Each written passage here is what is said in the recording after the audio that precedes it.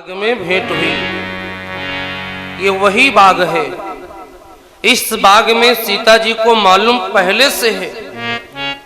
शास्त्र कहते हैं, पुराण में भाव मिला है, कथा है कि सीता जी को पहले से मालूम है कि इसी बाग में हमारी राम जी से भेंट होगी। आप लोगों ने कथा सुनी? कितने लोगों ने कथा सुनी जी? और बाकी ने नहीं सुना जी? इसी बाग में भेंट होगी। आइए मैं प्रसंग सुना ही देता हूं संक्षिप्त में। विवाह की कथा हो रही है, समय ज्यादा नहीं लेकिन संक्षिप्त में सुनाते हैं कि सीता जी को कैसे मालूम कि इसी बाग में राम जी से भेंट होगी। एक बार की बात है, सीता माता पूजन करने रोज आती ही है। तो पूजा करना माता ने प्रारंभ किया था, आना शुरू किया था बगीचे में। साल 2 साल बीते, उसी बीच की एक घटना है। क्या घटना है? एक दिन सीता जी अपनी सखियों साथ आ रही थी फुलवारी में पूजा करने के लिए पार्वती जी की। जो ही फुलवारी में प्रवेश करती है, मां ने एक पक्षी की आवाज सुनी। नरमादा एक जोड़ा, नरमादा तोता और तोती एक पेड़ की एक शाखा पर बैठे हुए दोनों बातचीत कर रहे हैं। क्या बात कर रहे हैं कि तोती ने कहा तोते से कि स्वामी, हमें लगता है कि इस बाग में कुछ अपशगुन होने वाला है। इस बाग में कोई ऐसी दुर्घटना होने वाली है। देखो, घर में कुछ गड़बड़ होने वाला होता है तो जो महिलाएं थोड़ा संयमित जीवन जीती हैं, उनको पहले से ही आभास हो जाता है। मैं तो ये कहता हूं, अगर पत्नी समझदार है तो हर व्यक्ति को अपनी पत्नी का कहना मानना चाहिए, क्योंकि हर पत्नी भी समझदार नहीं होती। कुछ ऐसी भी हैं कि अगर आदमी उनका कहना मान लेगा तो घर में खाने को नहीं रह जाएगा। जितना पैसा मांगेगी अगर उतना दे दिया आदमी ने, पता चला पूरे महीने की सैलरी दे दिया और वो लीप पोत के ब्यूटी पार्लर से बैठी है। और शकल अगर चेहरा धो दे तो शकल बिल्कुल सुपनखा जैसी। 2 मिनट मेकअप धुल जाए तो लगेंगी वैसी। मैं इसलिए कहता हूं, ये बात हंसी में नहीं कहता, मैं सही में कहता हूं कि हर महिला को, हर बहन को अपने पति की कमाई देख करके ही खर्च करना चाहिए। 2 बातें तो मुझे समाज में बड़ी अजीब लगती है। एक तो बर्थडे, दूसरे ब्यूटी पार्लर का सिस्टम। ये 2 काम तो मेरे को बहुत फालतू लगते हैं। कथा चैनल पे जा रही, बहुत सारे लोग सुनेंगे, इसीलिए बोलता हूं कि जहां तक कथा जाए लोग समझें कि 2 काम तो बहुत गड़बड़ है। एक बर्थडे वाला सिस्टम सबके लिए नहीं बना है। वो किसके लिए है गलत नहीं है, लेकिन किसके लिए गलत है, किसके लिए सही है, उसका भी कारण मैं बताऊंगा आप लोगों को। और ये ब्यूटी पार्लर वाला सिस्टम देखो, अगर किसी आदमी की कमाई 5,000 है, 8,000 है, उन बहनों को ब्यूटी पार्लर का शौक छोड़ देना चाहिए।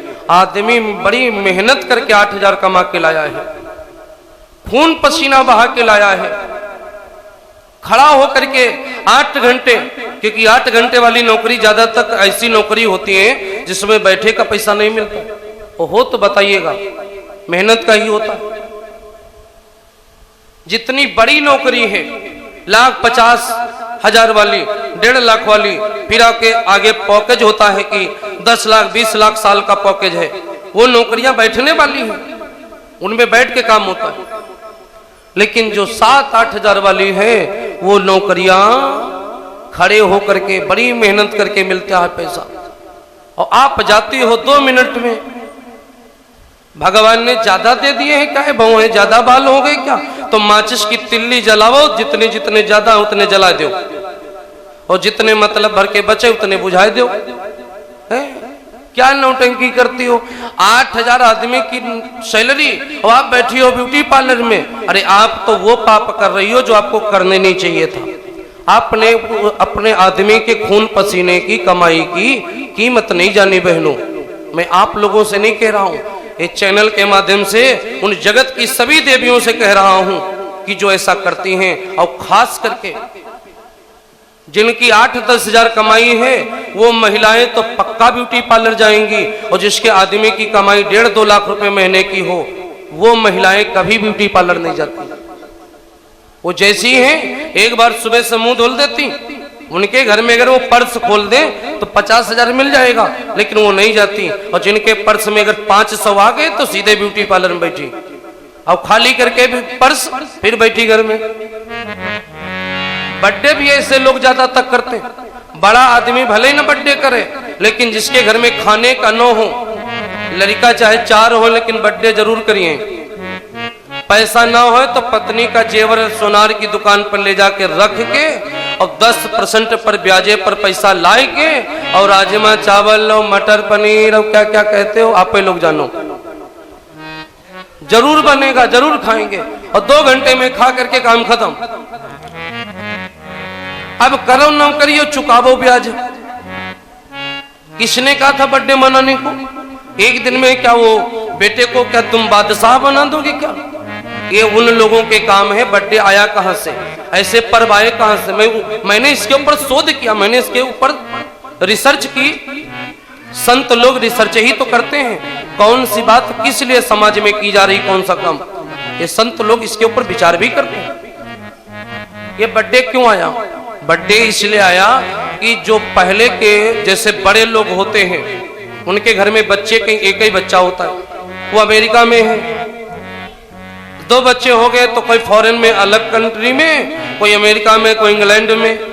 परिवार बहुत छोटे छोटे होते, शादी हो गई वहीं सेटल हो गए। अब उनके जीवन में कोई फंक्शन नहीं है, फंक्शन नहीं होता है, तो उन लोगों ने नियम निकाला कि चलो हम लोग बर्थडे के बहाने एकत्रित होंगे, चलो ऐसा फंक्शन मनावे जिसमें हम लोग हर साल इकट्ठा हो सके। तो और पैसा बहुत है, खर्च भी करना चाहिए, एंजॉय भी करना है, इसलिए कोई होटल बुक करो और हम लोग बर्थडे करने के बहाने केक काटेंगे, एंजॉय करेंगे, खाए पिएंगे, भला इसी बहाने इकट्ठा होंगे। वो हो जाएगा, फ्लाइट पकड़ेंगे अपने अपने शहर 2 घंटे के बाद। इसलिए बर्थडे का सिस्टम आया उन बड़े लोगों ने इकट्ठा होने के लिए, क्योंकि उनके और जिसके घर में 4 लड़की 4 लड़के हैं, तुम्हारे घर में तो रोजे बर्थडे है, तुम क्यों परेशान हो भाई? तो जो लोगों के पास कमाई ज्यादा न हो, जिनके पास ज्यादा है तो ज्यादा है तो फूंको तापो, कोई दिक्कत नहीं, लेकिन खर्च करो। लेकिन अगर कमाई कम है तो बर्थडे करना जरूरी नहीं है। आप पैसे को इकट्ठा करो, अपने बच्चे को पढ़ाओ, और हो सके तो अच्छी पढ़ाई पढ़ाओ, अच्छी परवरिश करो, अच्छा भोजन करवाओ उसे, अच्छा भोजन अपनी पत्नी को करवाओ, अच्छा भोजन स्वयं करो। मैं ये बात कहता हूं, एक दिन में तुमने इधर उधर के फालतू लोगों को दावत करवाने के बजाय अगर आपके पास कमाई कम है तो इसमें न फंसो, व्यवस्था अपने घर की दुरुस्त करो। ये मेरा कहना है। दुनिया में जितने महाराज हैं सबकी वाणी अपनी अपनी होती, मेरी वाणी अपनी है, मैं अलग, मेरा अपना विचार है, मैं अपने विचार के आधार पर बातें बोलता हूं। पैसा है, अपने माता पिता को नए नए कपड़े दिलाओ, अपनी माँ को नए नए वस्त्र दिलाओ। इसी दिन के लिए तो तुम्हें पाल पोस के बड़ा किया है, इसी दिन के लिए तो आपको जन्म दिया है, इसलिए थोड़े न दिया कि माता पिता के बजाय तुम अपने बच्चे के ऊपर व्यर्थ में पैसा उड़ाओ। कमाई कम, अधिक है तो उड़ाओ, कोई दिक्कत नहीं, लेकिन कम है तो पैसा व्यर्थ में मत उड़ाओ, उसको व्यवस्थित करो, अपने बच्चे की पढ़ाई लिखाई में लगाओ, अपने खान पान में अच्छा खर्च करो, जयकारा लगाओ। मेरी बात कितने लोगों को पसंद आई बताइए? सबको? तब तो पक्का कि कोई बुरा नहीं मानेगा।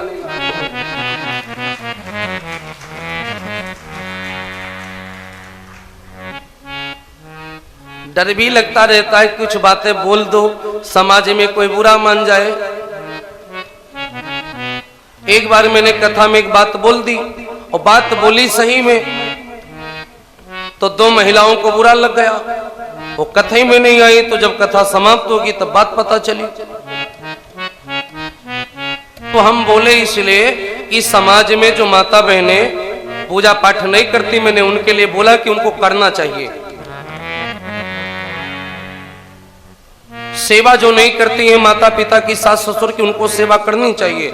तो जो बहुएं सेवा में इंटरेस्ट नहीं लेती उनको बुरा लग ही जाएगा कि पता नहीं क्यों महाराज बोलते हैं सास ससुर की सेवा करो, सास ससुर की सेवा करो, तो उनको बुरा लग ही जाता है। इसीलिए डर भी लगता रहता कोई बात बुरी न लग जाए। चलो कोई बात नहीं, लग भी जाएगी तो क्या है, बात तो सत्य हो तो बोलना ही चाहिए। जयकारा लगाओ, बोले सीताराम भगवान की। और फिर आप लोग तो अच्छे माता बहने हो, अच्छे भाई बंधु, आप लोगों को बुरा लगेगा ही नहीं, क्योंकि आप लोग सब समझते हो। तो बात हम ये कह रहे थे कि इस मां सीता जो प्रवेश करती हैं फुलबारी में, तो पत्नी ने कहा, मतलब तोती ने तोते से कहा कि स्वामी हमें यहाँ कुछ अपशगुन लगता है, यहाँ से उड़ चलो। मैं बात बोल रहा था, घर में पत्नी समझदार हो, बात मान लेनी चाहिए, और जो लोग बात नहीं माने वो लोग सब नुकसान उठाए। रावण की पत्नी मंदोदरी ने समझदार थी, रावण को समझाया, रावण नहीं माना, क्या हुआ आप लोग जानते हो। बाली की पत्नी तारा समझदार थी, समझाया कि लड़ने न जाओ, सुग्रीव भगवान से मिले, वो भगवान है। बाली नहीं माने पत्नी की बात, क्या हुआ आप लोग जानते हैं।